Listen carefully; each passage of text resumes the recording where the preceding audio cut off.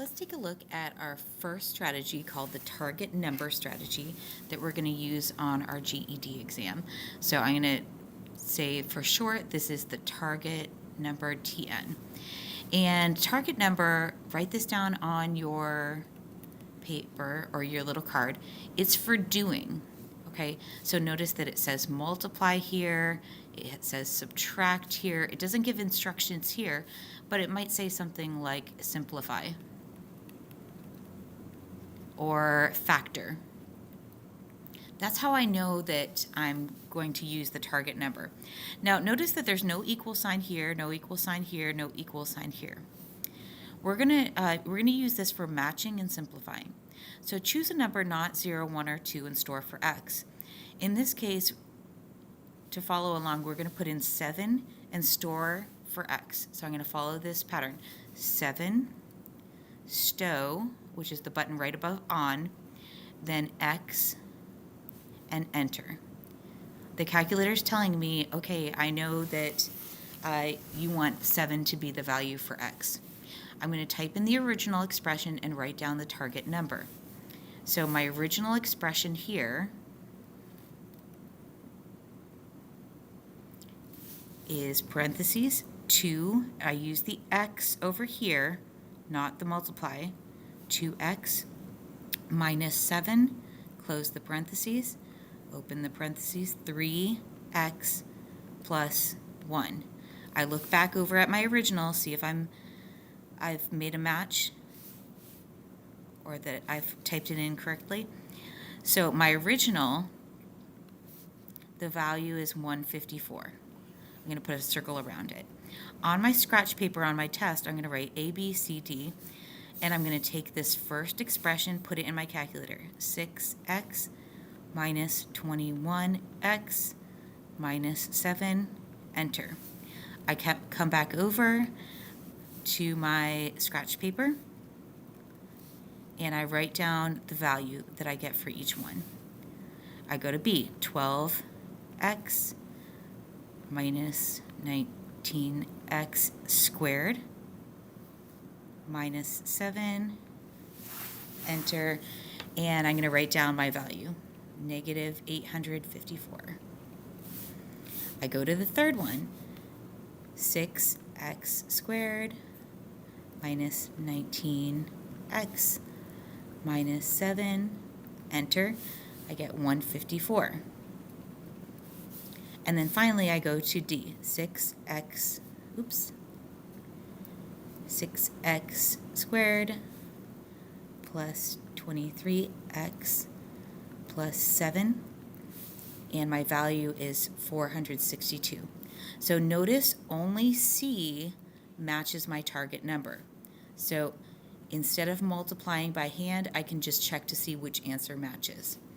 Now let's see what we're going to do. Flip over your card and we're going to see what happens when we need to put in an X and a Y.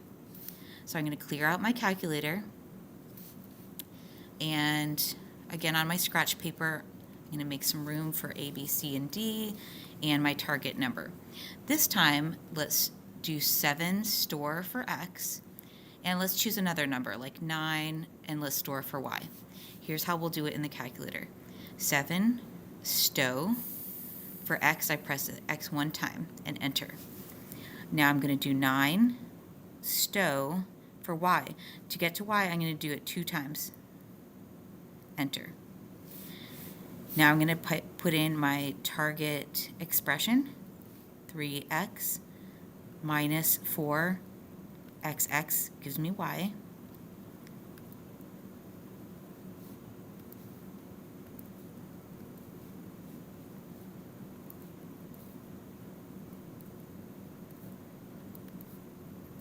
Look at your calculator. Does your screen look like my screen? Then press enter. So this negative 16 is our target number. Now I go through A, B, C, and D and I see which one matches.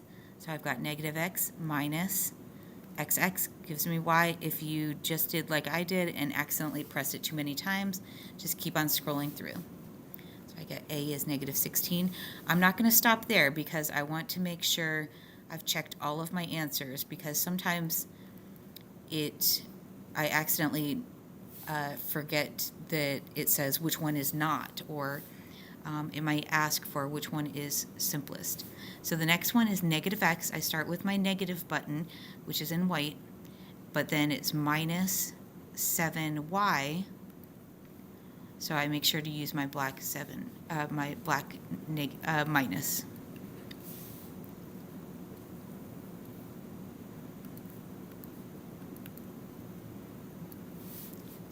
And it looks like only A is a match. Now let's go over here. So we're going to clear out. Now x and y are still stored with 7 and 9. So let's type in x minus y times 3x plus y. My target number is going to be negative 60. I put A, B, C, and D. Now, we need to be a little bit more careful with this one because notice it's got these squares and it also has a variable next to a variable. So I'm going to put in 3x squared minus 2x. But if I keep on going, see how I can't put a y in there? I need to keep on scrolling till I get at the x again. I need to know what operation is happening here. That x times the y, I'm going to put a times in there so the calculator understands that I want those to be multiplied. Remember, mathematicians are lazy. They don't put the multiply if they don't have to. So we need to physically put that in our calculator. Then minus 2y. I get 3. Let's check the next one. 3x squared plus 2x. Don't forget the multiply.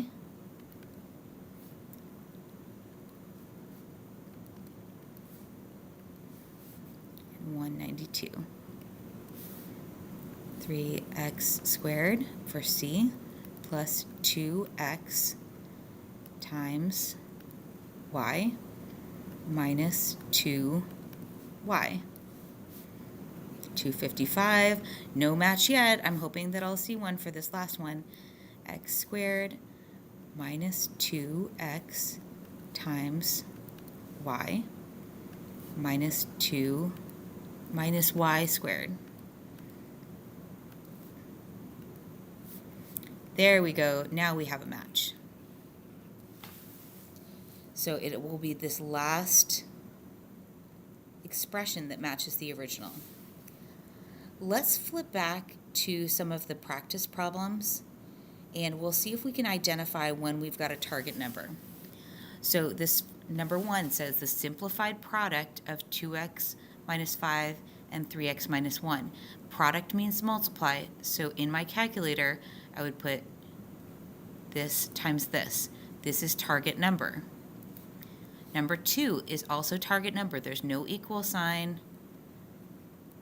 and it's a doing problem. Now, number 8, why don't we go ahead and do this one together?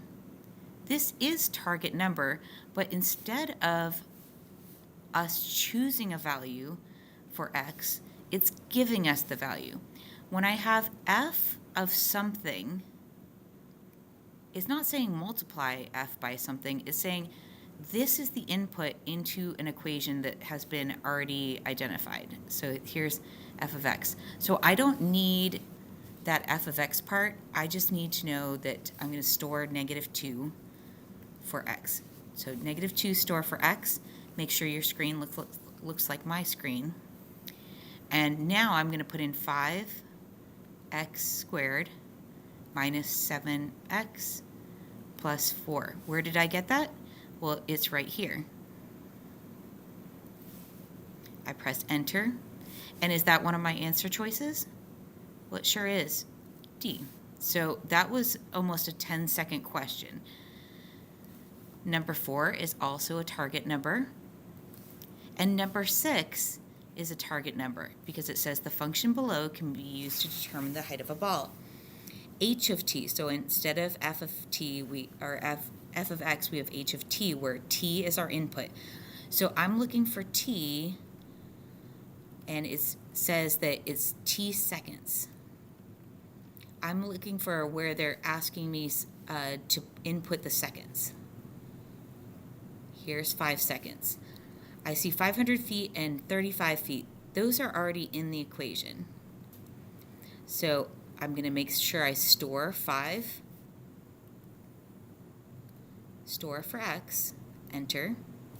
Then I type in that negative 16 x squared minus 35 x plus 500. You might be like, but wait a second, those were t's. It doesn't matter. I'm just using the x because I'm too lazy to scroll all the way to t. Mathematicians are lazy. I've got 275 feet. Is that one of our choices? Yes, there it is. Look on this page. Do you see any target numbers? Ooh, this is a good target number 1 because look how gross that is. Nobody wants to do that by hand. Here's a good target number. Do I get to choose my numbers? No. Up here, yes, I get to choose my favorite number. I'll probably just choose 7. But here, I need to store negative 3 for x.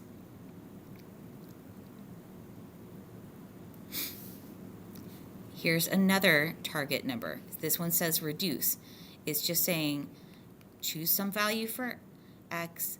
Let's make it 7. 7, stove for x. Enter. Start with your fraction and make sure you're using x and then this power of button. So not the x squared, but the power of button. To do 5 and x to the power of 3. So my target number is 49. I'm going to check x to the power of 15. Did that work? Definitely not. How about x to the power of 8? Did that match? Oh, definitely not. How about x to the power of 2? Ooh, that one's a match. And then if I just put in x, did that match? Nope. So another like 30-second question. Okay, so go through and see if you can find any other target numbers. I've got one on 30, and we could do 37 as a target number.